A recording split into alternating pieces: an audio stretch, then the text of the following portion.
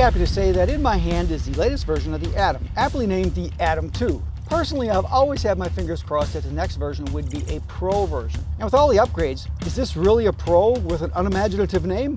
Well, let's talk about it.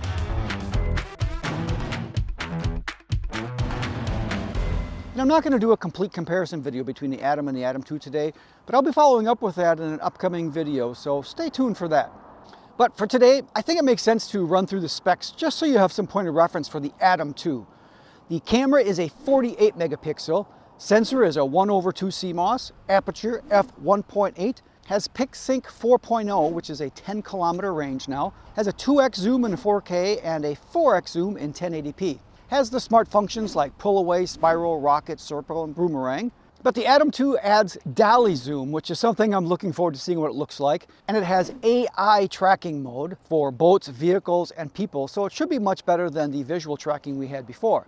A few more things that are new to the Atom 2 are AI night view, vertical shooting, cruise control, smart transfer of files, and geo zones. And before you freak out and click away from this video, I did some tests on this, so it's not quite what you think. So more about this later, so stay tuned. And a couple of my personal favorites that they've added to the Atom 2 is stick sensitivity settings and Potensic care.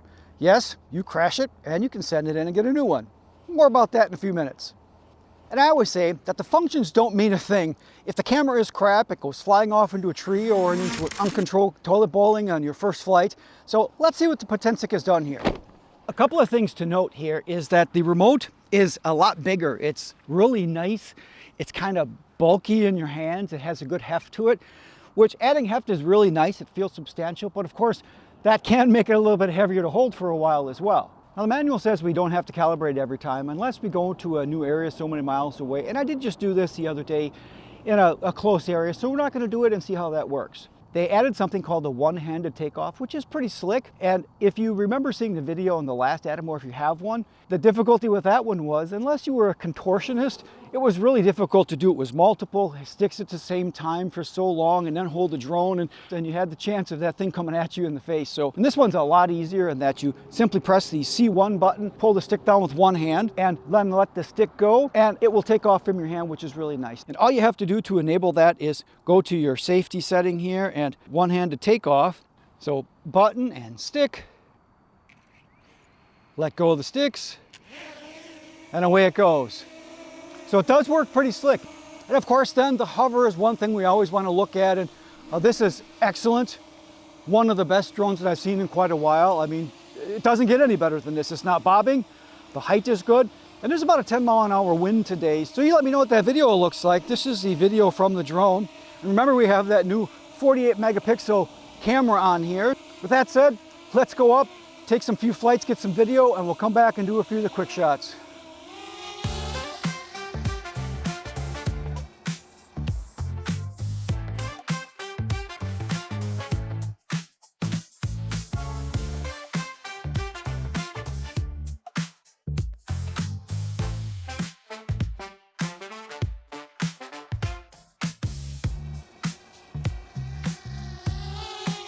All of our video today is going to be auto mode, but they do have some manual settings for ISO and white balance and shutter speed, things like that, but we won't be adjusting that today. I always like to head out to this pond because it gives us a nice frame of reference from video to video of something that I'm looking at. But also, I always like to do a manual orbit because a manual orbit really tells us a lot of things. It tells us stability, it tells us stick settings and how sensitive they are. And because we can adjust these, I have adjusted these a little bit, so I'm going to do a quick manual orbit just to see what that looks like. And right off the top here, the manual orbit is looking really nice. Another reason I like to go to this pond as well is this is kind of right at my end of visual line of sight. So kind of twofold, I can check the distance, make sure that the FPV is not breaking up or we don't lose connection over to what I consider as kind of the end of our visual line of sight as well. So kind of tells us a lot of things here. And to be honest, right now, the way this orbit is working, it is fantastic. I'm almost to the point where I could say that this is a pro model, with the exception of one thing that I noticed that is missing, and we'll talk about that a little bit later, but very nice indeed.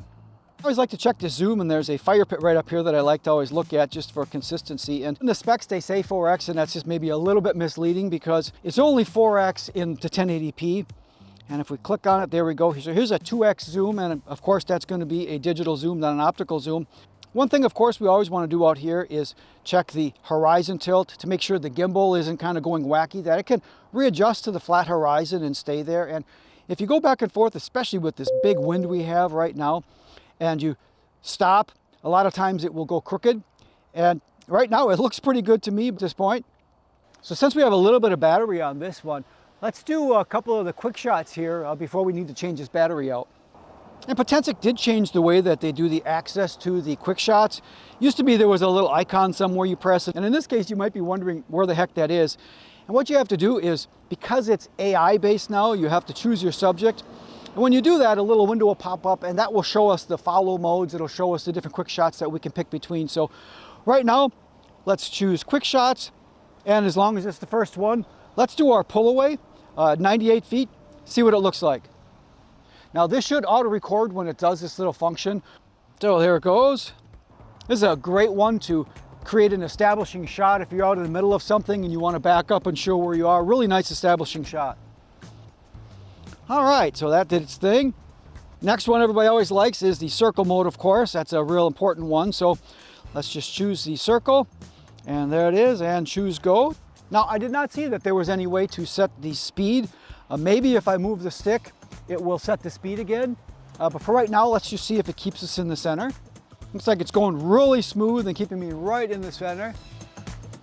Looks like the center did move just slightly here at the end here because I was up here. So I don't know if it's because of the wind, but yeah, the AI should have kept us a little bit more centered. So, but it was okay, but it did look like it lost us just a little bit there. Next, let's do the spiral. And there we go.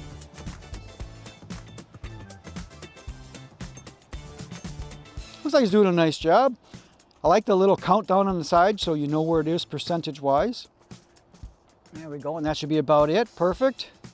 So let's try one of these AI follow modes because I'm interested to try that because again, it is AI, and the original Atom, the follow mode wasn't too bad, but it did lose you once in a while because it was just a visual follow, so it has limitations. So I'm going to try just the parallel here, which should keep it to one side.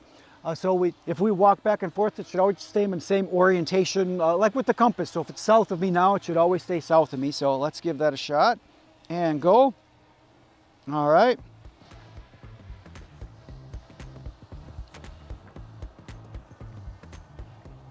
So we did hit our first return to home from the low battery, which is not very low, but I'm going to let it do anyway because I want to see where it goes.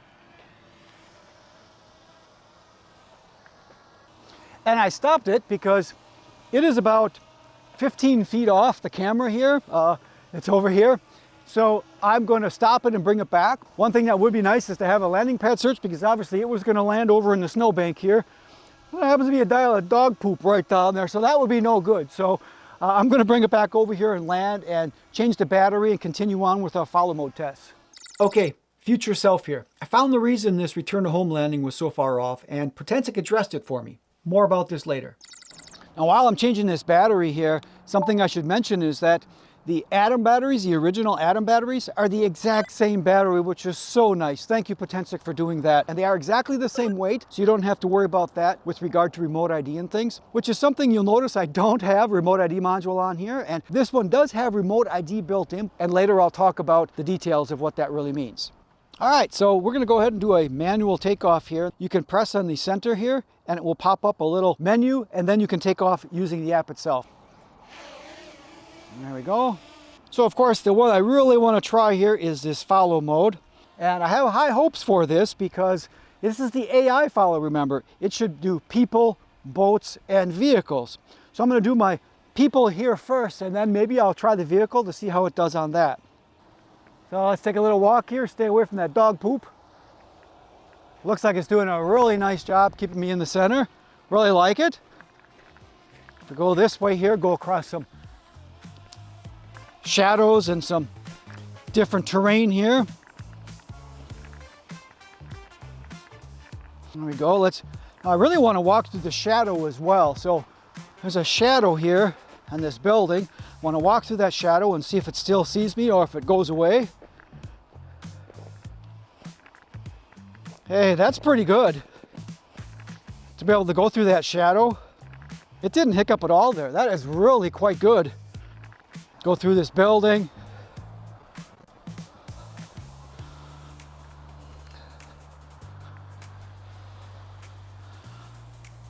Oh, it did lose me when I crossed through that building, and it reacquired me, which I always see drones try to do that, but it never seems to work. So, wow. I am impressed so far. Potensic has done a good job here. I had to check for poop. God, people are rude. Hey, and before I forget, if you're enjoying this video so far or learned something that you didn't know before, take a second to click that like button. Really appreciate it. In addition to the follow mode that I did here, I did want to take it out and try a vehicle follow as well. So I took it out on a desolate road and set it up. It seemed to do a pretty good job following. It stuck on the vehicle pretty well. It went into the shadows, and I think it lost me in the shadows there, so I tried again. And this time it did really well, and I was doing about 10 to 15 miles an hour someplace in there, and it was keeping up just fine. I did try to go a little faster, about 20, and it lost me pretty quickly. So I did try again, kept the speed about 10 to 12 miles an hour, and it kept locked on until I ran out of battery, and it did start to return to home. One thing that was neat about following the vehicle as well is once I got far enough away from my start point, it automatically popped up and said that you could reset your home point to where you were now instead of going and landing a long way away if you happen to drive for a while. So that's a really nice option. Even though this isn't an automated return to home, we're just going to do a return to home here and see what the precision looks like on our second one here. So you can see where I came down here. Oh, maybe 5-6 feet off the pad, so not horrible, not horrible. I'll take it any day of the week. And something I want to do before we head back to the studio, because it's so dang cold out here, is I want to check that AI night mode. So I'm going to speed a couple hours into the future and see what that looks like.